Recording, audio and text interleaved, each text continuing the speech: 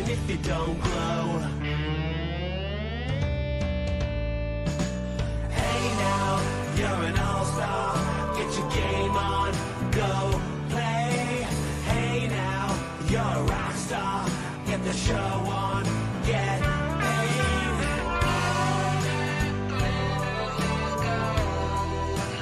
Only shooting stars break the mold.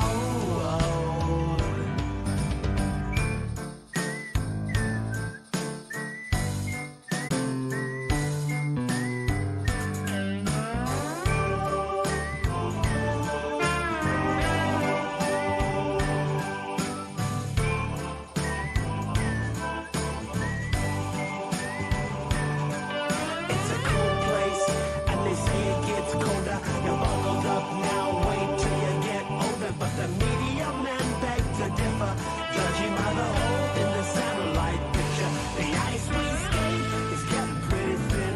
The water's getting warm, so you might as well swim. The world's on fire, how about yours? That's the way I like it, and I'll never get bored.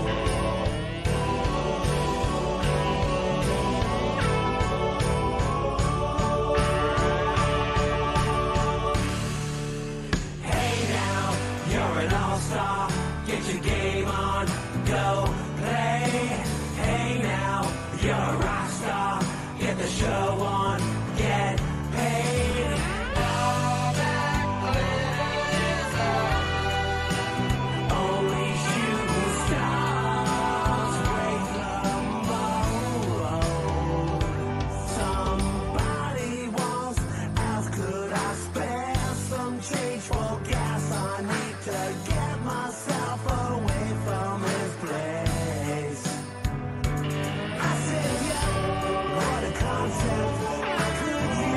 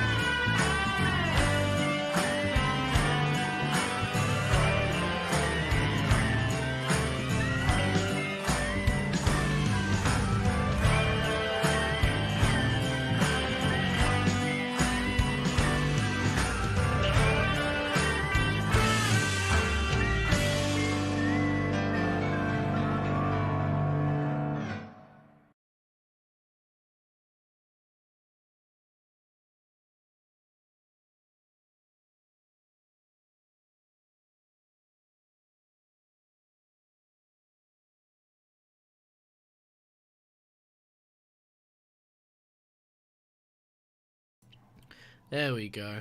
My bad. Hello everyone. Welcome to the Evangelion is over party, or the Evangelion review as a whole. It's been a long time coming. I'm gonna start off with spit of face cam. Got a Ava Unit 1 here, and I just wanted to show you that I've got this entire pages of notes here. These are all just completely full, and it's quite exposed right now, the camera, so you might not be able to see it, but I assure you this entire set of pages is just full of notes about the final movie, about the documentary, about the series as a whole, and we will be covering all of that in today's live stream. So let's get into that now, shall we? As you saw at the beginning, I was trying to slow down the slideshow, but I guess we'll just have to let it go by on its own.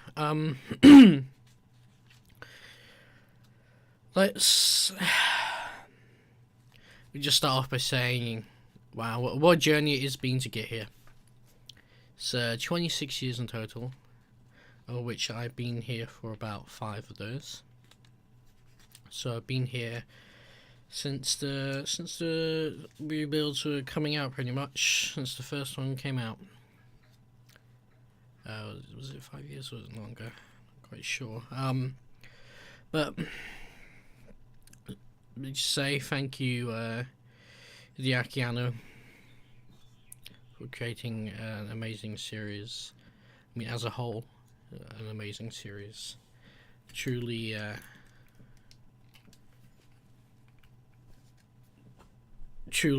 masterpiece that changed how just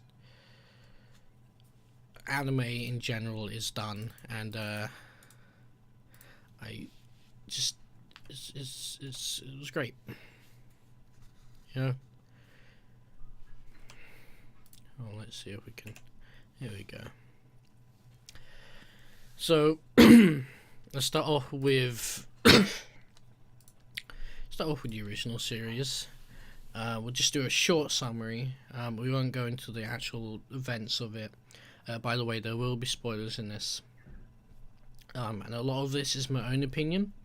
A lot of this is also built on other people's theories and other people's feelings as well. The things that I agree with. And basically this is just a general overview of the series as a whole, and then we will be talking more specifically about, like I said, the last movie and the documentary. So like I said, okay, let's just get straight into the actual original TV series. It was a series that brought people in with giant, quote-unquote, giant robots, and then eventually, showed them a lot more. So, the main draw was these big fights with these creatures, these kaiju fights, you could say, between the angels and the Avas, and Nerve and all of that. And that was, a big draw. I mean, anime, pretty much, the closest thing we've had to a realistic giant robot thing was, Gundam. But this was trying to change things a bit, and it really did. So as I was saying, the main draw was these big fights, so that's how they got most of the fans in there. And then Anno hit them with all of the other stuff afterwards, after they got them interested. Sorry, I'd just eaten. I'd just eaten before. So it brought people in with these big fights, and then we got these small tastes of character and individuality, and that's going to be a theme that we're going to see a lot with Evangelion going forwards in this discussion, is this idea of individuality and living for yourself as a whole. And we basically we had these small bits of character as we also were introduced to these characters. So we grew along with them, and we grew to like them, and we grew to learn about their history and their backstory, no matter how tragic it may be.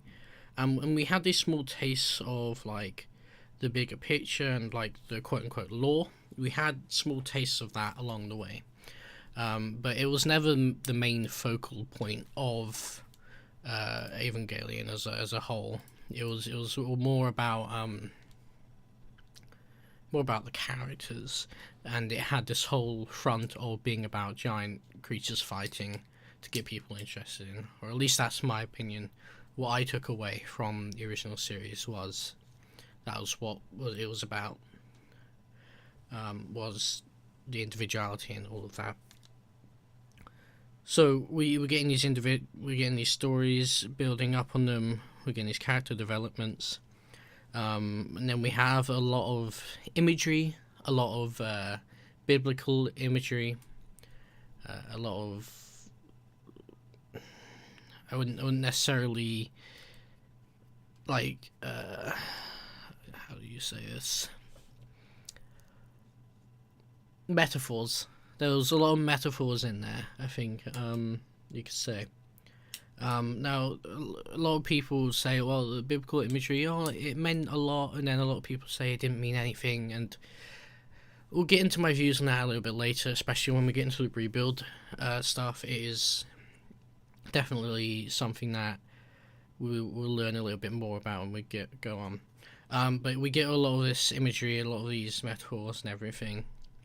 A lot of the names in the show are, biblical and everything. You've got these angels, and you got the Neon Genesis, a New World.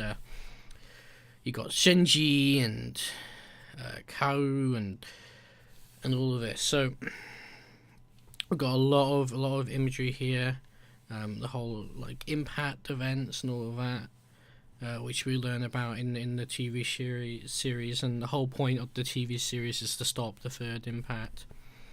We'll get to that in a second. So yeah, we're getting these characters, we're learning a lot about these metaphors and everything, and then it's only about the last 5 or 6 episodes where things really kick off, and the main drive and the main development happens. And we learn about Shinji throughout the whole series, about how he's quite afraid to reach out to others because he's afraid of it going wrong and hurting him, and that's something a lot of people can relate to. And as a general point, this show is very relatable to a lot of people. A lot of people that didn't think it was going to be a show that was going to be like relatable, he kind of got blindsided by this relatable message and all of that, because they were drawn in by the giant fights and they didn't expect all of this. And I do really appreciate that. I appreciate that Anno really he really tried to push for something to get change for the good as well, like a positive change, because again, we'll get to a lot of this stuff. A lot of this stuff about Anno, in particular, we'll talk about when we get to the documentary section.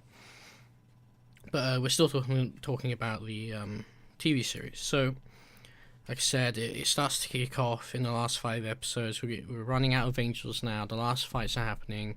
We meet Kaoru, and he explains a little bit. We get some context clues. And then Kaoru sort of preludes to some of the things that are going to happen soon. And as we're learning with Shinji, he's our main character. He's the person we follow most of the time. and he starts to get a bit of individuality in these final episodes, and he starts to learn that he needs to stand up for himself, and he needs to do things for himself, really, because he was always living by, he was waiting for someone to tell him what to do next.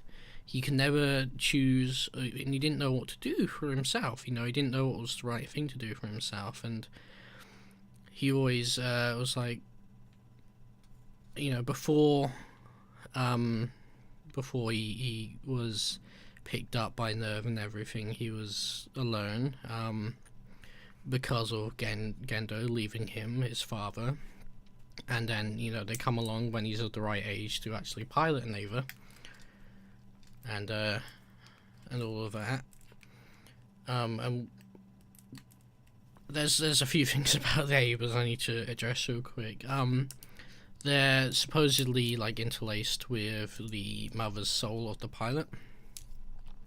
So they're kind of like a trapped form of the soul in the pilot, and we actually see that in the show, and they explain it quite clearly. I'd say in the show, they don't outright say, "Oh, your mum's soul is in the giant creature that looks like a robot."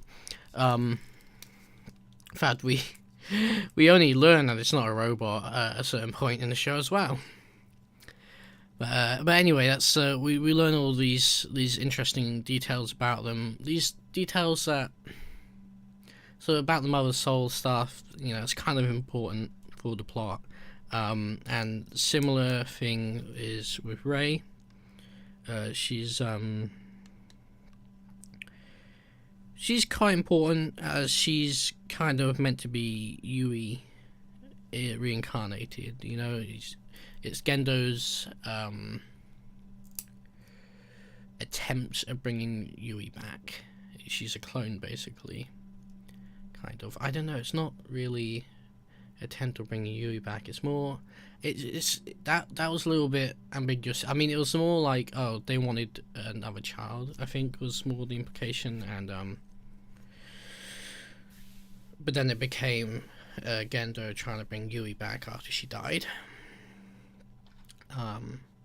And you're like, oh, after what I just said, you'll be like, oh, Yui's right there, she's right on the screen, she's a giant creature, but it's not the same. You're not gonna sleep with a giant creature, are you? Unless, you're into that sort of thing. Anyway, so Rei, Asuka's another pilot.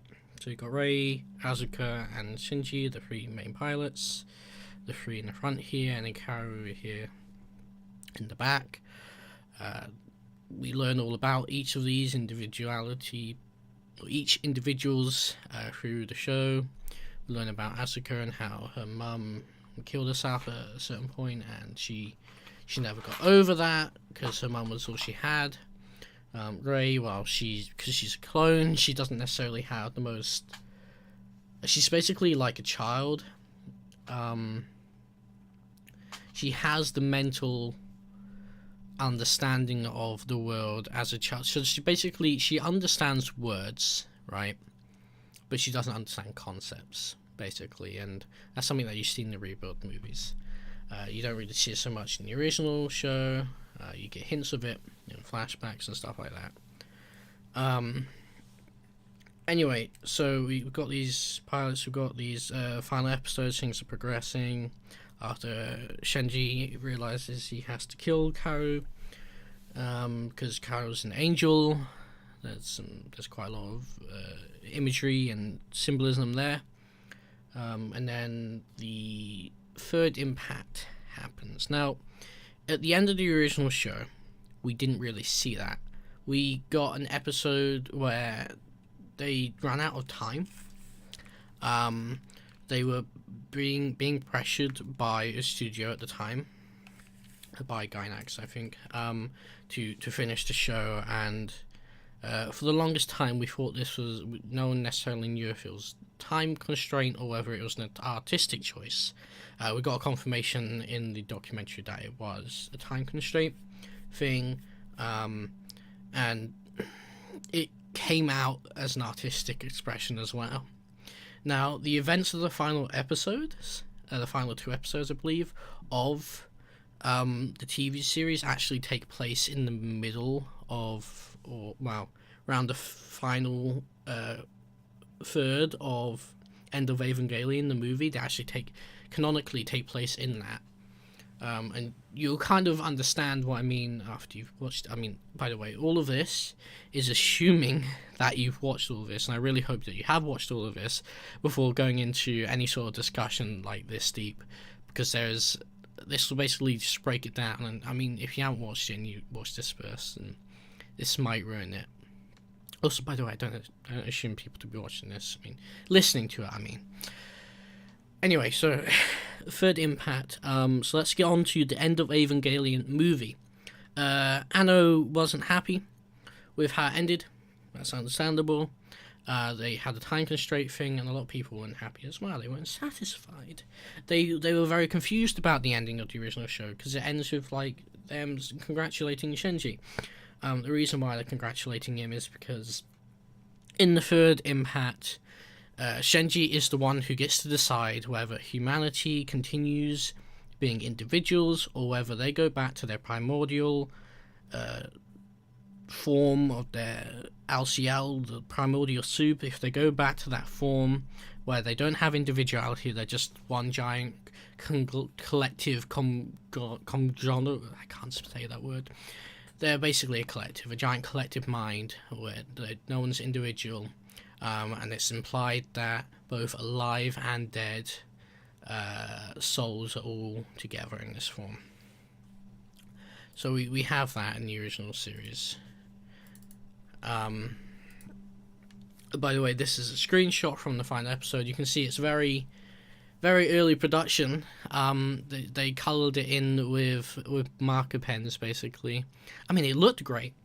And it was a great expression, and it works really well if you watch it in the context of it being part of the End of Evangelion movie, especially since all of this is inside Shinji's head, because this is like part of him deciding whether to be an individual or not, and like I said, that's how it relates to the actual final scene in the TV show about them congratulating him and choosing the right choice.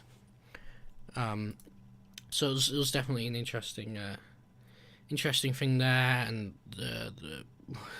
the song you heard at the beginning is a Smash Mouth mixed with Komsusa Todd's End of the World, which played while Third Impact was going on, and it is quite a beautiful piece in general. It's quite a piece of art.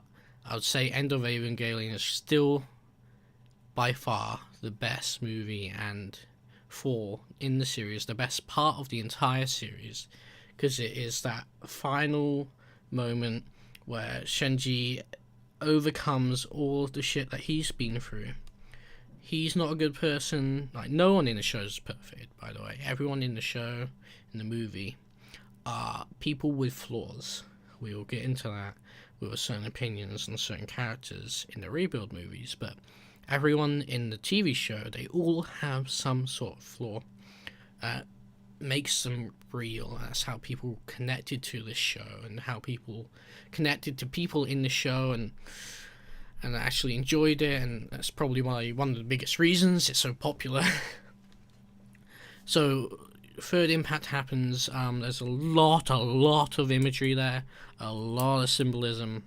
Gendo, he's the one that starts it off, but in the end, Kaoru gets to choose who takes it on from there. They actually imply that someone else gets to choose someone else is involved in the Rebuild movies, but we'll get to that. By the way, there's a lot of characters and skipping over a lot of individual like developments and stuff that we learn, and it's very interesting. Like Masato is Shinji's surrogate mother, pretty much. She's his caregiver, and she's got her own problems and all of that, and she was there in the second impact. She lost her father that way. She has a scar because of it, and she's in a relationship with this Kaji, and he's the guy I was referring to, who's also supposedly impacted. He's in the story. All of that. Anyway, so end of Evangelion, Shinji ends up having a choice. He chooses the right choice. He chooses for individuality. He chooses to live for himself, and himself before anyone else. He chooses life, basically. This is a whole metaphor about killing yourself, really. And the song, Komsusa Todd, is quite literally lays that out. It literally says that in the song, pretty much, about learning to live for yourself. A lot of people thought this ending was very bitter and very sad, and they just took the wrong message, I'd say. I mean, yeah, it can be very sad, and it's like the first time you listen to Komsusa Todd, you think it's a song about just killing yourself, and that's it, but it's not. The song is about overcoming your depression and living for yourself before anyone else. I mean, of course, live for other people, but live for yourself first. Because you can't improve other people's lives if you don't improve your life. If you don't work on yourself, if you don't live for yourself, there's no point going on.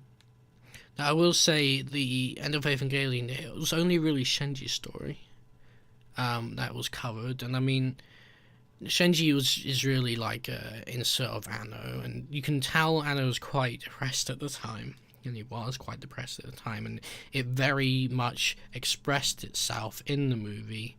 And he also overcame that depression. This is how he overcame one of his earlier bouts of depression, and that's why the end of Evangelion movie is about getting up and living life. And there's this whole scene in the end of Evangelion where it's basically just telling the audience to just go outside and live life.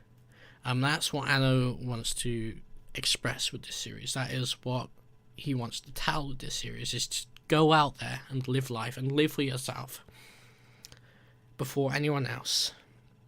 And that goes into a bit about, Anno doesn't necessarily like the anime industry because he thinks it does more harm than good. And he even regrets the Evangelion, the original series, and the new rebuild stuff, because he feels like if it's harmed anyone, that's a bad thing, right? Because you get these people that are over obsessive about these series that make it their whole identity, and they don't live for anything else other than the series. And I mean, it's understandable to have a vice and stuff in life, but when that's all that you have, it's kind of like bronies, they get over obsessive with things, and like people that buy every single bit of merch and all of that, and it's just, that's the stuff that Anna doesn't like. I bet he probably hates the fact that there's so much merch of it. I mean, if he really wanted to do something, he could stop it, in all actuality he could, but in the end, money is money, and that's understandable, but he's not happy about it. You actually see quite a bit of this in the documentary. We'll get into how that is expressed in the rebuild movies in a bit. It's basically, the summary of that point is he regrets making weebs, he regrets making otakus, he regrets getting people into anime, because it's like, it can be very destructive for your life if you become obsessed with it. It can, I mean, I've spent so much money on fucking Gundams and shit. It's like, yeah, I mean, I shouldn't have spent that much money on it. That sort of thing. So there is a whole point about, going outside, living for yourself, live in the real world before the Evangelion world, before the Gundam world, before the anything world. So that was basically the final message of Evangelion in the end of Evangelion movie. Now, a lot of people weren't happy with how it was, to the point where Gendo was getting so much attention of the series, and that people weren't happy with it, that they wanted more. and he doesn't want to create more, because the whole point of the end of the movie is to say, stop being so obsessed with this series and go out and live life. It's over now. Use the message of the series and use it to better yourself. And then people were like, well, we want more. So, given that he'll get a nice bit of money from it, he was like, okay, we can redo it. And another big part of him wanting to redo it is because he's always wanting to improve. This is the thing about Anno, is he always wants to do better. He never wants to do the same thing twice. Now, I can't say that was how he always felt with the rebuild movies, because the first one in particular was pretty much a retelling of the original show, cutting out some individual moments, some character development, which I didn't necessarily like. I liked the pacing of the original show because it was very, very real. Like, there's long pauses, there's long stretches of shots, and this is a great thing that Anno does. He does amazing shots. He always wants a shot to be interesting and engaging. So the rebuild 1.11 was basically just a retelling of the original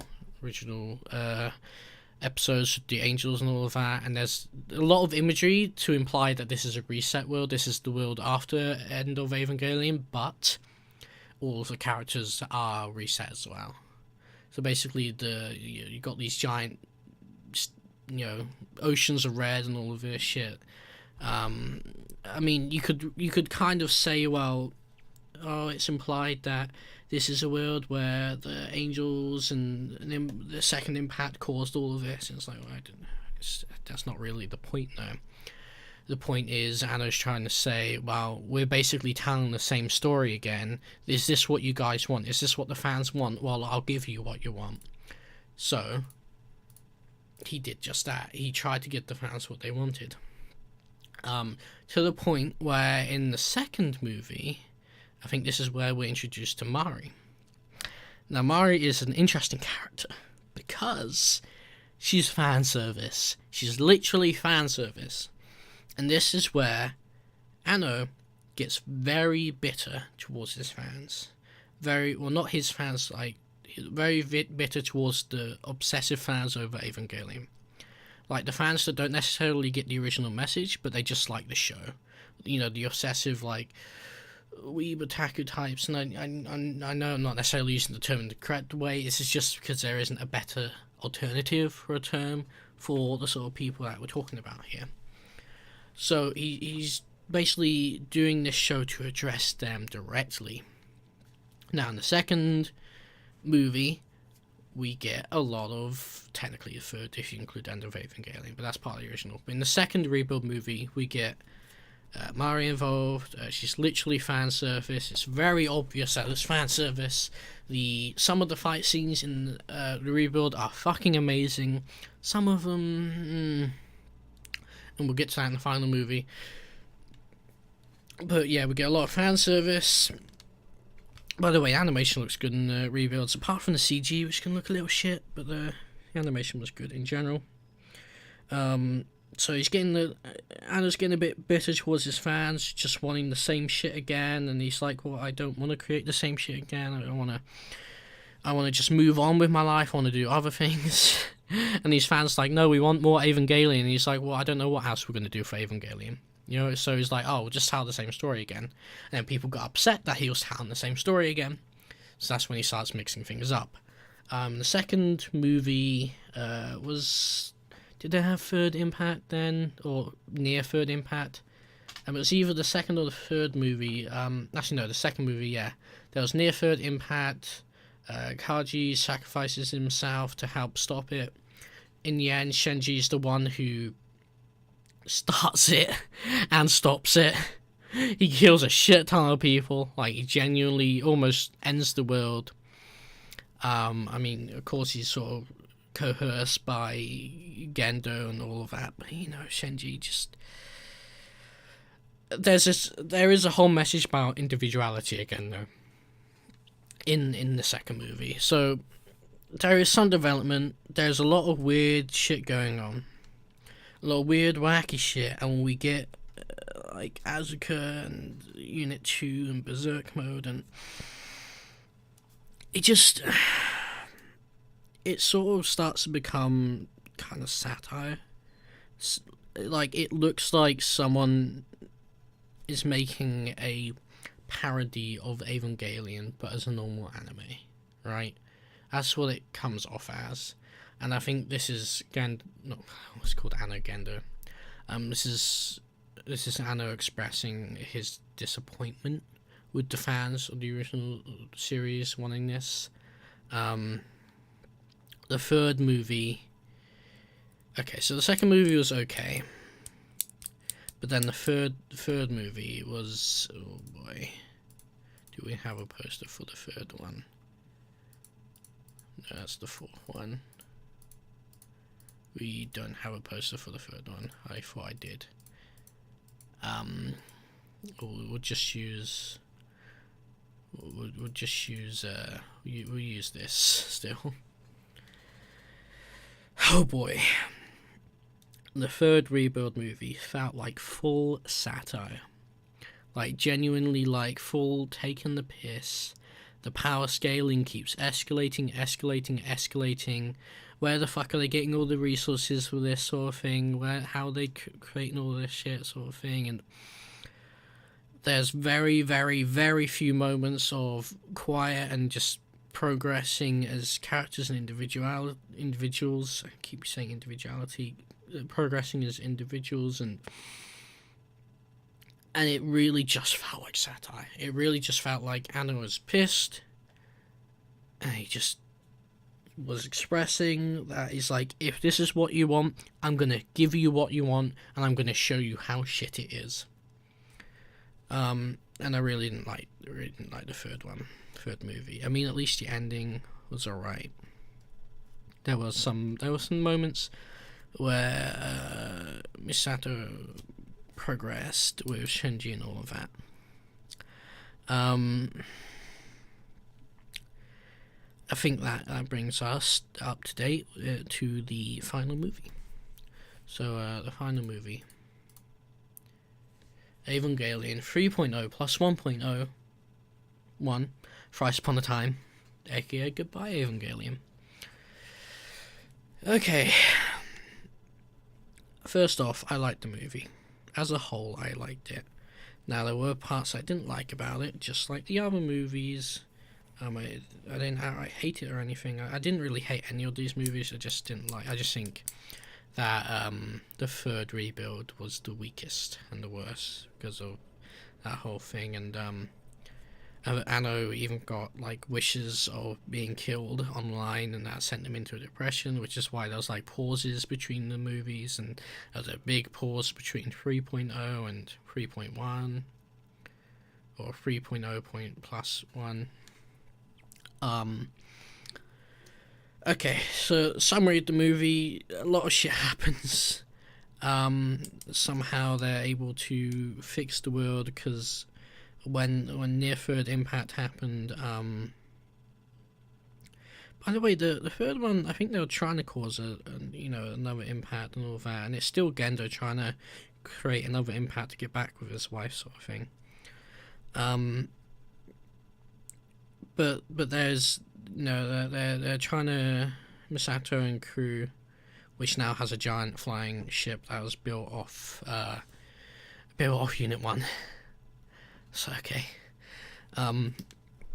It's like, where did they get the resources for that when the world almost ended and there's like, not implied, there's very few people left alive. And the world is pretty much uninhabitable. So they're trying to work on making the world re-inhabitable and all that shit, which is interesting. Fucking Mari uses the Eiffel Tower to stop Gendo.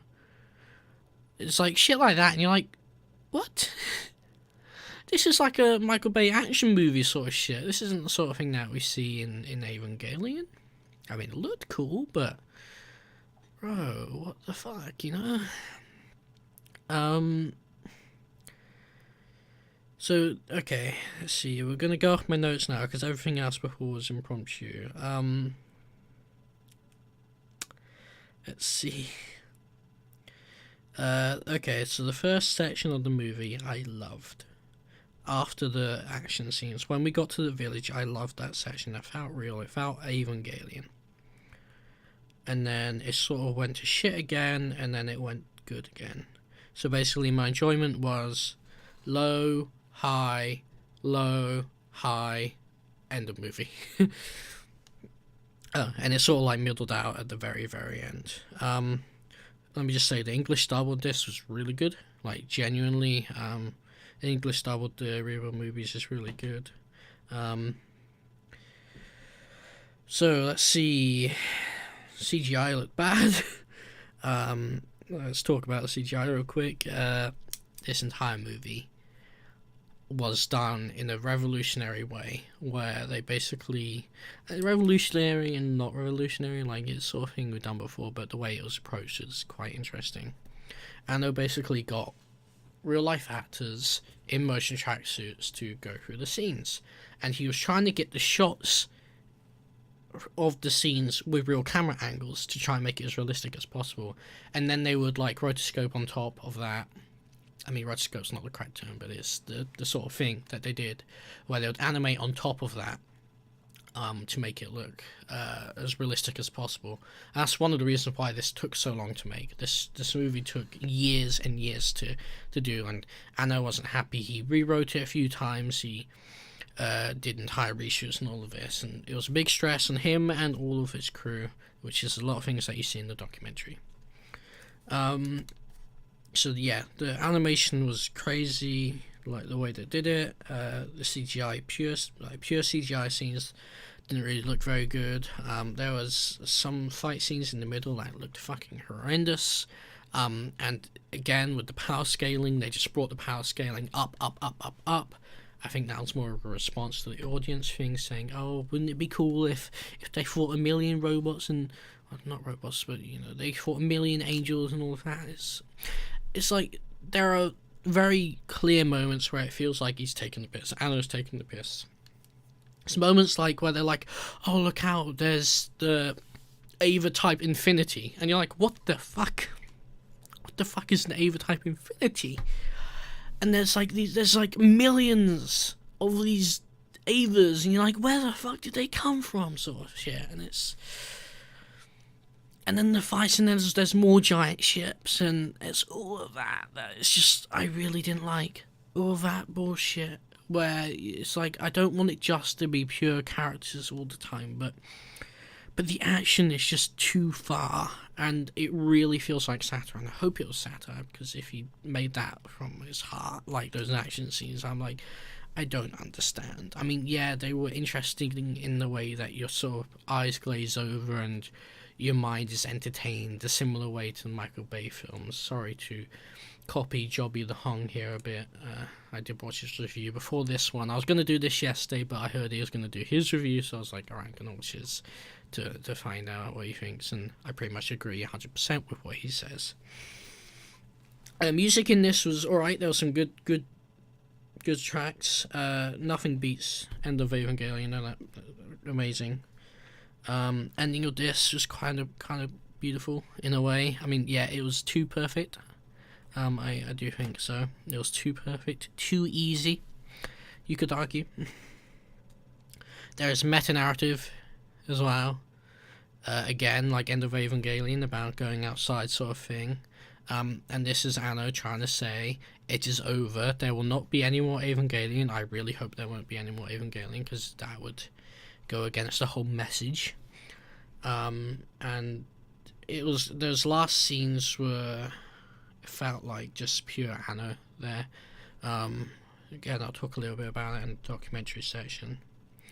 Okay, so there's a lot of bullshit in this, in the rebuild movies. A lot of the lore doesn't really matter, because this show isn't about the lore, isn't about that. It's about characters and what you learn from them.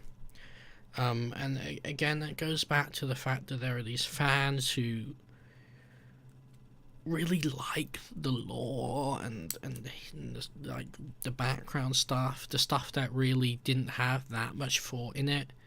And this movie sort of felt like they used a lot of that lore to justify a lot of the bullshit. And that's pretty much what the law was there for in the original show, was to justify a lot of the weird shit happening. And it really didn't matter though. You know, it was just supplementary, but then there were people that like got really invested in it to the point where they were obsessive about it and sort of lost the point of the show and the movies. Let's see, we've got structure. The structure seemed a bit off. That's mainly because of the way they made the film. They made it in different structures, like different sections. There was like 5 sections they did it in. Some of them felt more cohesive than others. Let's see, the power scaling satire, where they came around at the very end. Okay, so part of the reason a lot of people don't like Mari, and the reason I don't like her, is because she's Mary Sue. She has no flaws, right? Every other character has flaws. I mean, apart from Karu, but he has his own reasons, because he is a great being. But Mari, she has no flaws or anything. Now, Mari is meant to be a representation of Anno's wife, in a way. Which I guess why he gave her big boobs. What a lad. Everything to the point that Shenji ends up going with Mari at the end, sort of thing, you know?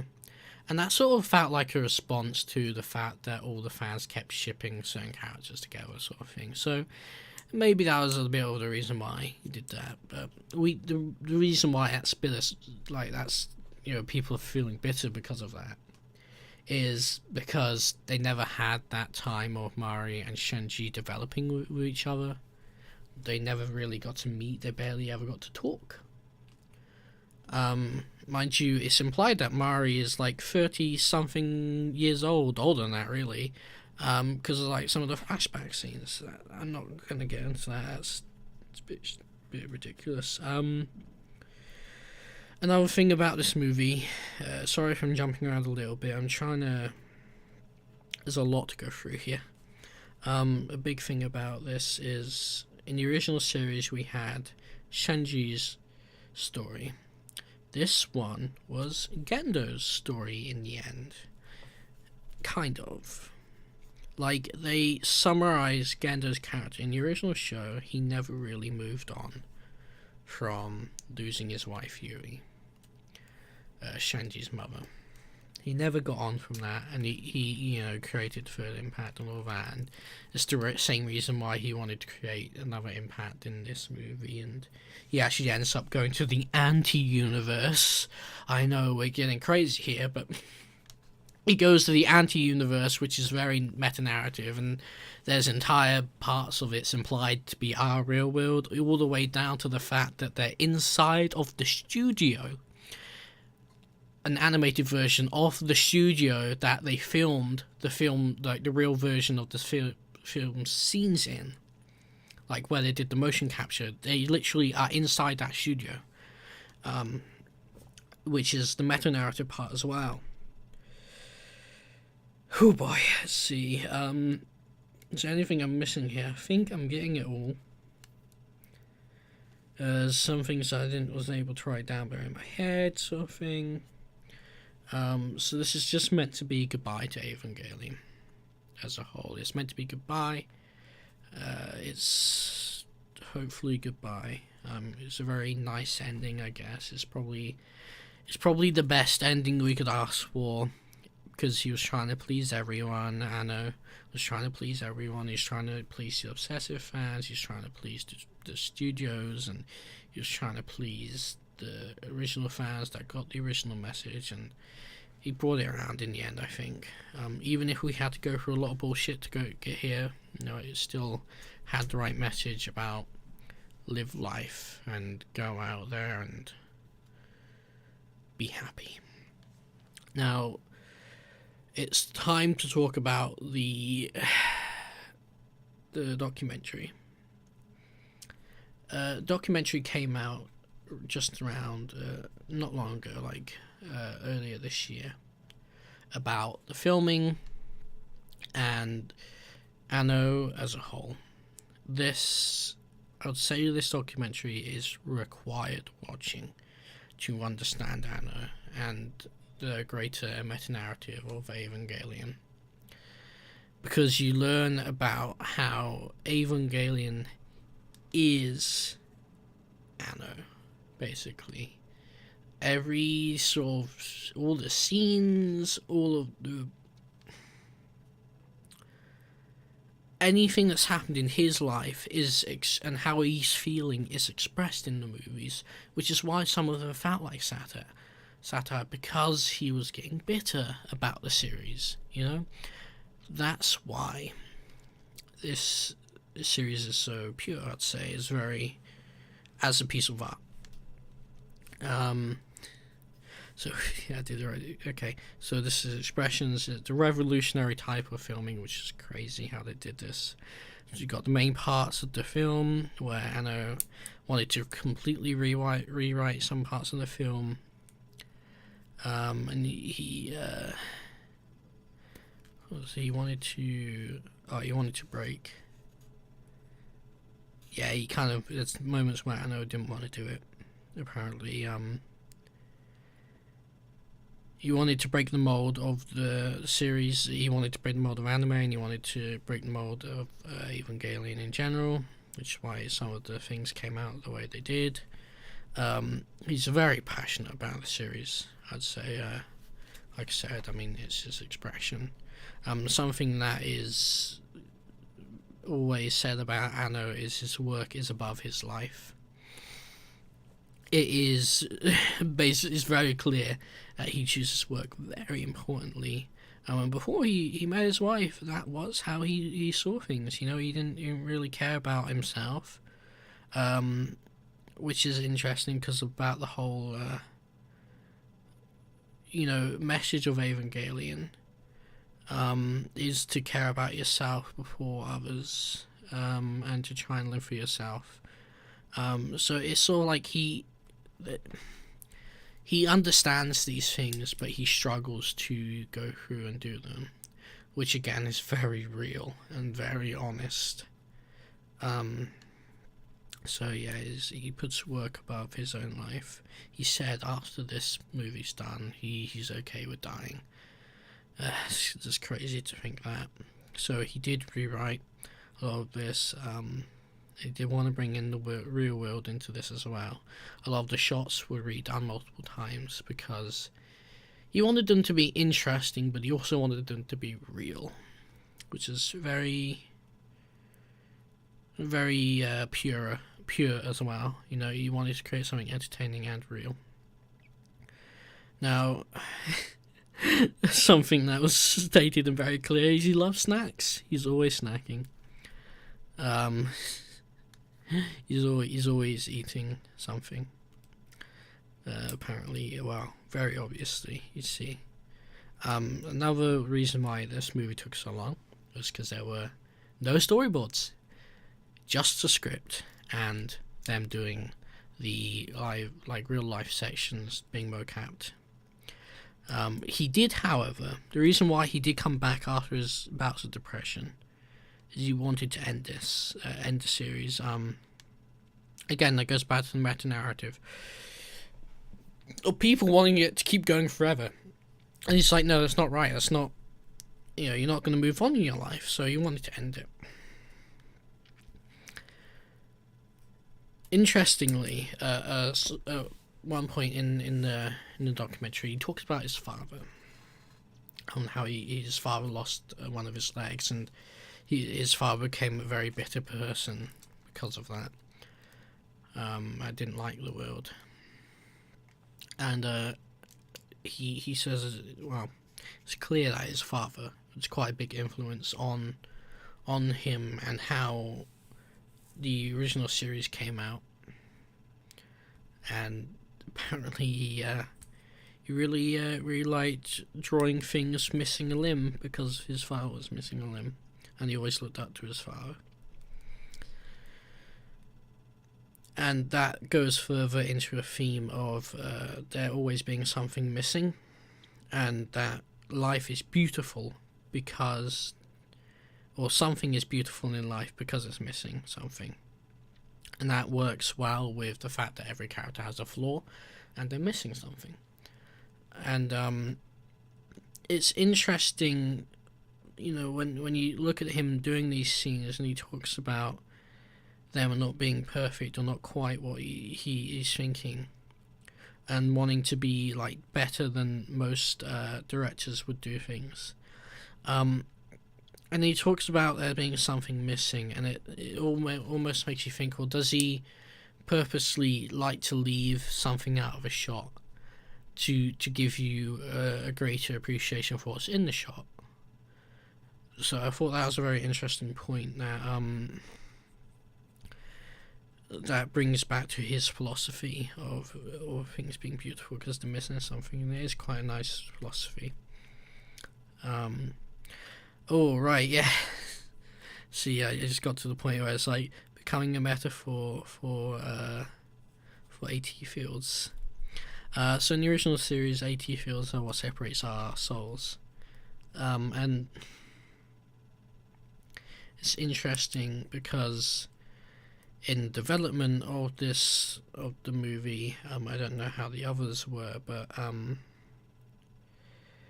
a lot of the delays were caused either because of like miscommunication, or I wouldn't say laziness, because if you watch the documentary you might feel that Anno is lazy and he wants other people to do the work for him, but I think it's because he wanted to try and find something that he didn't believe that he could put on there, didn't believe that he could do.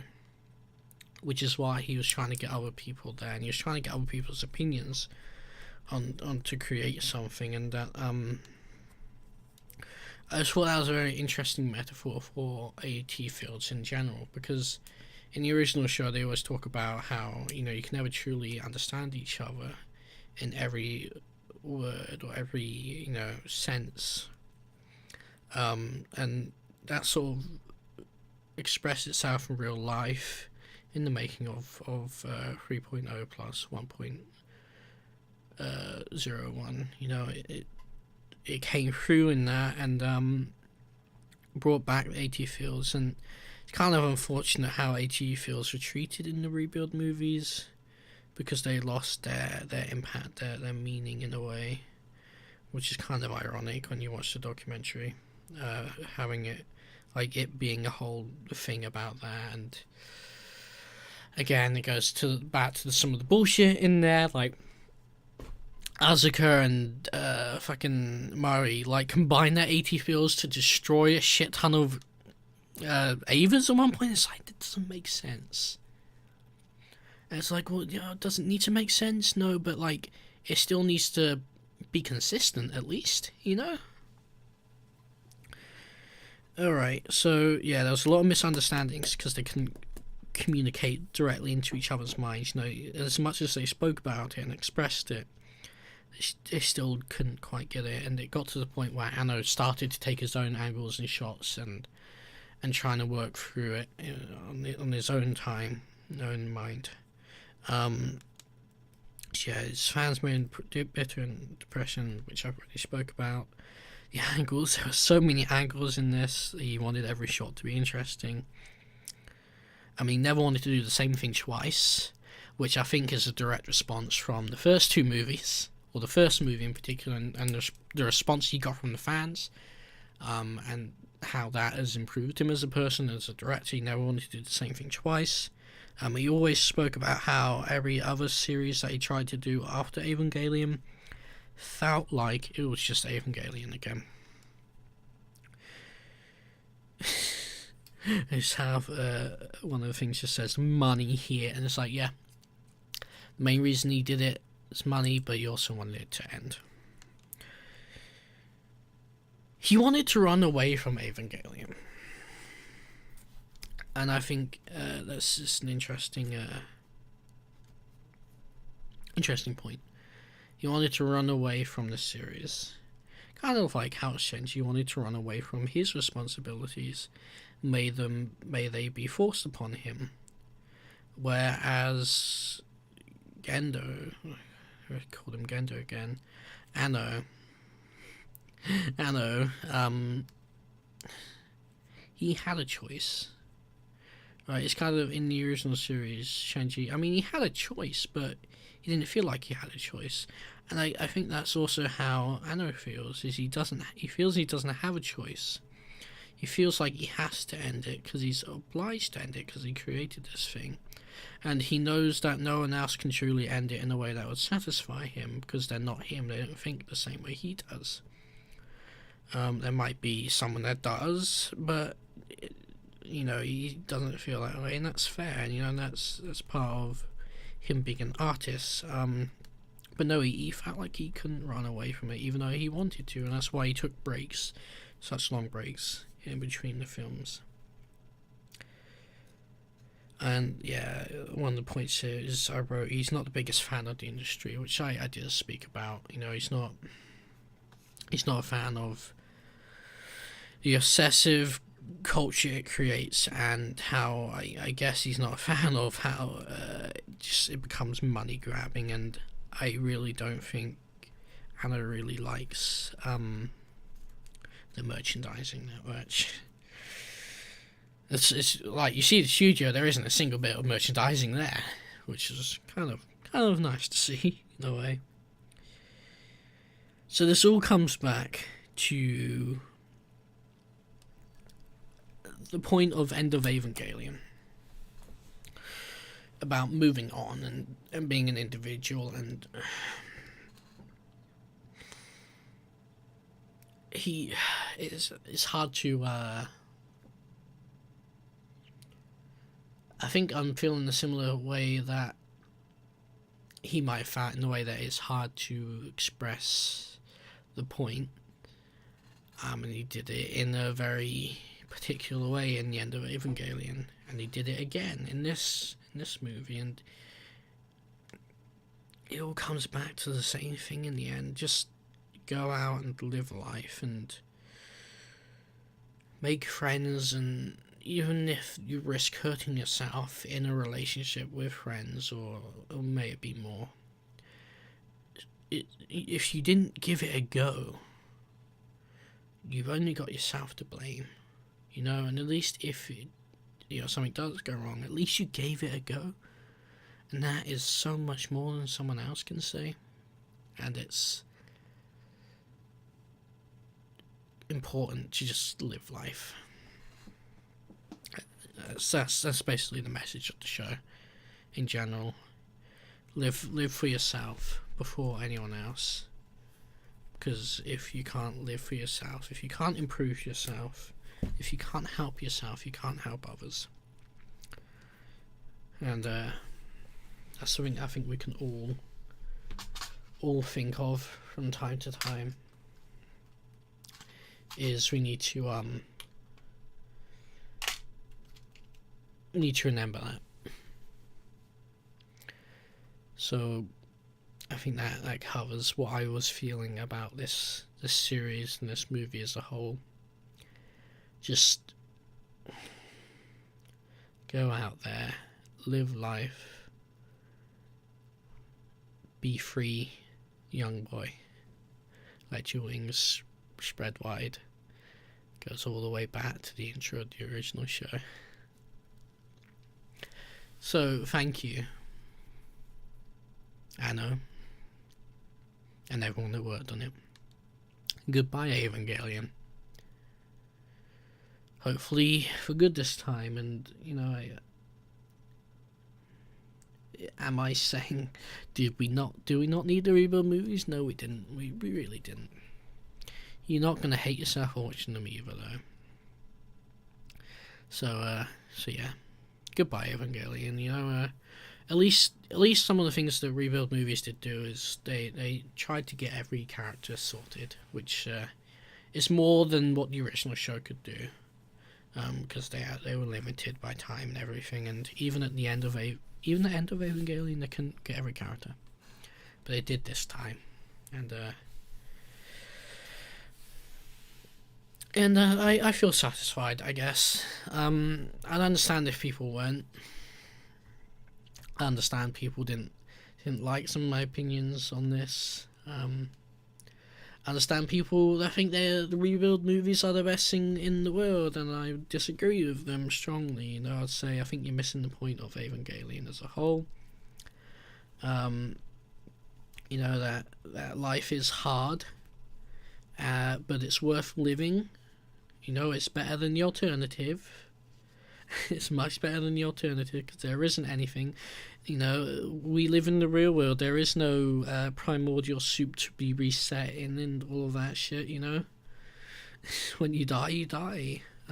Or if you go to heaven, or if you're reborn or something else, you know, that's what you believe. But that still doesn't change the fact once you're gone from the world, you're gone from this world, you know. This form of you is gone, and there won't be any more of you or the other people, you know, and